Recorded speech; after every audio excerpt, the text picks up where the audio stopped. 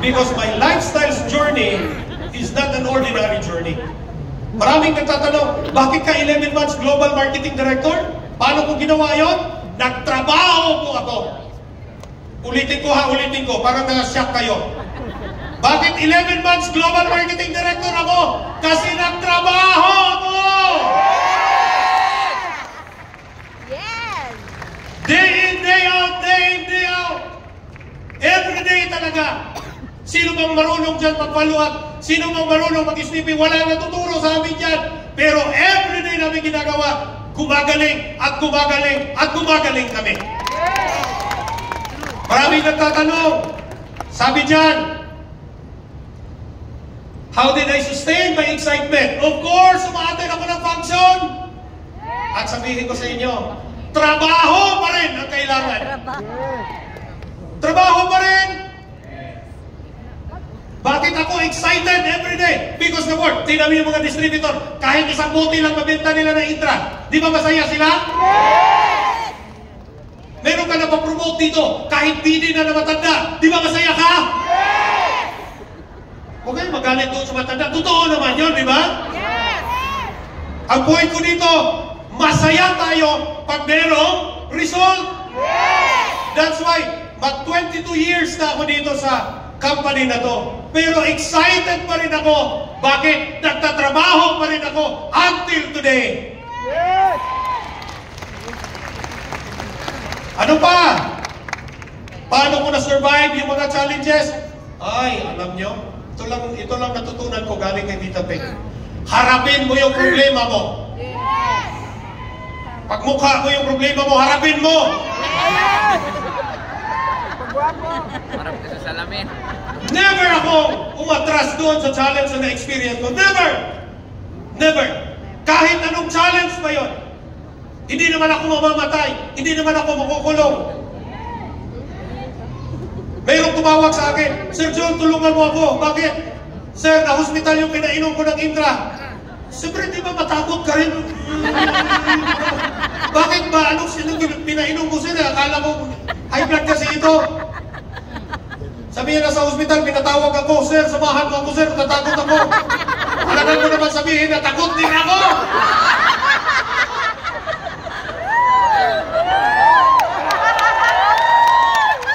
Sabi ko, sige, punta tayo.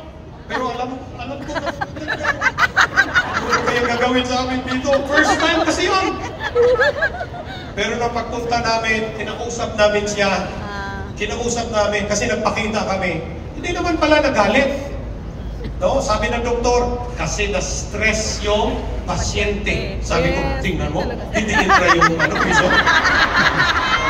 Na-stress yung pasyente. Hindi Intra yung piso. Merong namatay! Napainom ng Intra, after 3 days, namatay! Madaming ganong piso. Sabi ko, patay.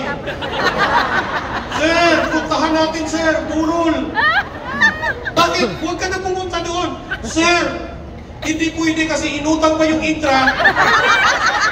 Tapos tinawagan ako. Sabi ko, sige. Punta kami doon. Tapos upo kami, sinerban pa kami ng kape. Anong nangyari? Wala, namatay. Bakit? Anong nangyari? Kayo yung distributor ng Intra? Yes, kami. Alam nyo? Parang matapag pa. Alam nyo? Sabi ko, nako, anong next dito? Alam nyo?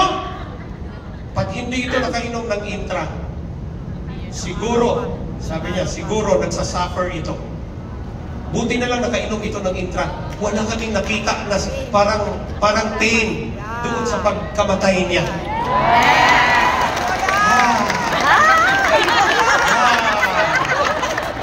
Sabi ko, galing talaga ng Intra. Sabi ko, alis tayo para wala ng next na. Para wala ng next. Survive! Yes! Gusto mo ng challenge? Yes! Mag-lifestyles ka, daming challenge dito. Yes! Sabi niya, problems are everywhere if you are still alive. Yes! Pag buhay ka pa, meron talaga walang distributor or kahit hindi ka distributor sa lifestyles, problems, nandyan yan sa'yo. Kakampi mo yan. Amino mo yung problem na yan. Kung gusto mong walang problema, sige, magpakamatay ka na. Wala ka ng problema. If you are alive, problem is there. Yes! Yes! Pero, kailangan solution giver tayo. Kita yung solution giver! Yes! Diba? Our greatest weapon in solving our problems is ikaw. Ikaw yon. Wala kang pera, wala kang sasakyan. Anong gagawin mo? Trabaho. Trabaho ka para magkasasakyan ka? Yes! Hindi ka na po-promote. Matagal ka na sa lifestyles, wala ka bang naipon? Oh my God. Sino may problema? Ikaw! Sabihin mo sarili mo ako! Pero mga solution giver tayo. Kasi ang problem is everywhere. Nandiyan talaga yung problem na yan. So how intentional action works in your business? Number 1, no? Bakit bumalik? No? Kailangan natin ito, konti na lang, daily discipline. Yes. Day in and day out. Day in, day out. No? Ano pa? Track your progress. Kailangan mag-isip. Sayang naman. Akala nyo kasi, ordinaryo lang itong business na ginagawa natin. Kailangan mo rin mag-isip.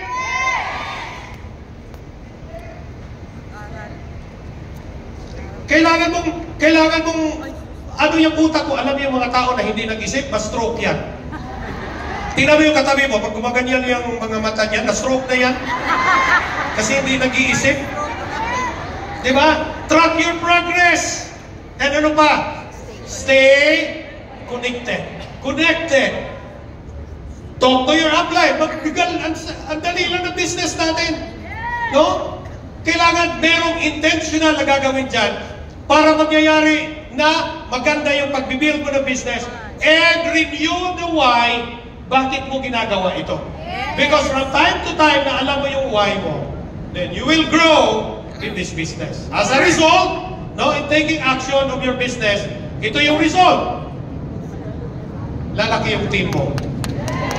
Sino gusto na lalaki yung team? Dadami yung team. Gusto natin yan? Meron tayong promotion after promotion after promotion after promotion. Gusto natin yan? Yes, of course. Growth in your team. Ano pa ang mangyari sa atin? Increase sales and checking.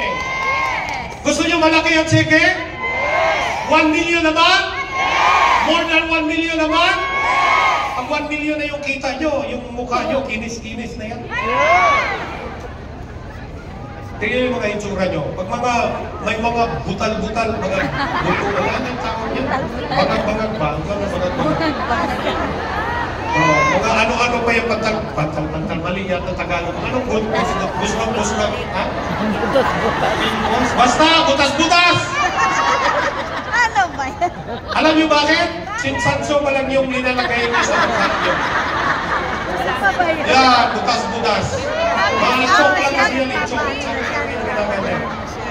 Pero pag marami na kayong pera, shishido na yung ano nyo. Diba?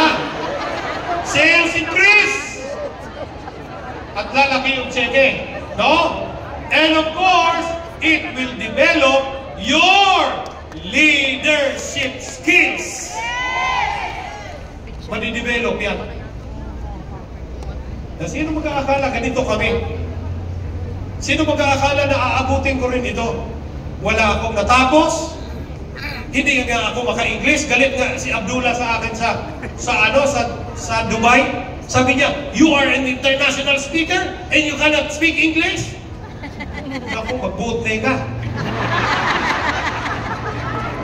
Diba? Nausa ako, hindi mo ka-English. Leadership skills is very important.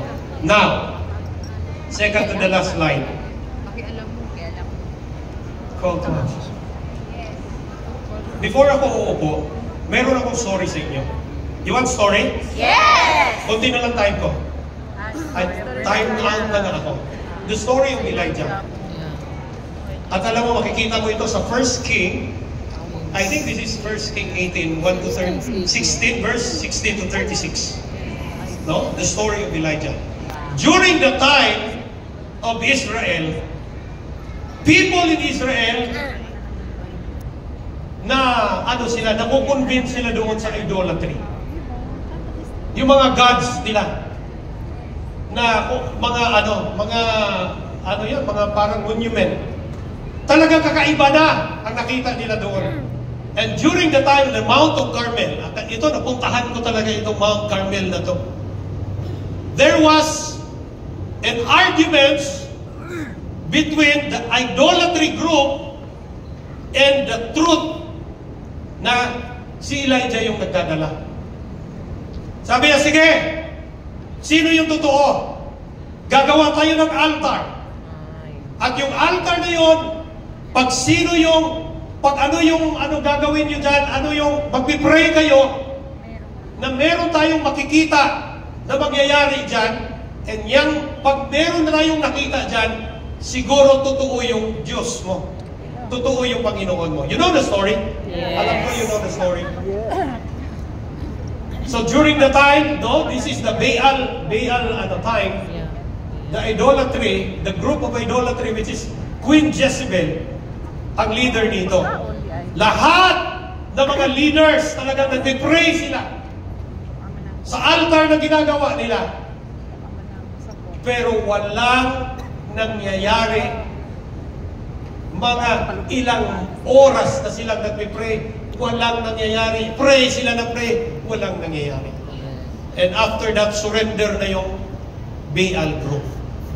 And here comes Elijah. Elijah came, and then sabi niya, naglagay siya ng mga stone doon sa altar, linagyan niya ng mga kahoy, at meron siyang inutusan, lagyan niyo ito ng tubig. Parang sila ng basin doon sa water para hindi siya mawala. And then, linagyan nila ng tubig. Linagyan nila ng tubig. Parang nagtaka yung mga tao. Linagyan ng tubig. Hindi nga ito na kain ng apoy itong kabila na walang tubig. Ito pa, linagyan ng tubig. And then Elijah started to pray God. And after praying, yung malalim na praying of Elijah, there is a fire came from heaven. And that fire pumunta doon sa altar. At kinain lahat yung nandoon sa altar. And even the stone, and even the water, nawala yun after the fire. Yes, true. Amen. Amen. You know what? Ang nangyari, nakita ng mga tao. They saw that miracle. It's a miracle. Nakita nila yon, mata sa mata. Nakita nila yon, anong nangyayari? Pero what happened? Wala pa rin silang ginawa. Hindi pa rin sila naniniwala doon sa nakita nila.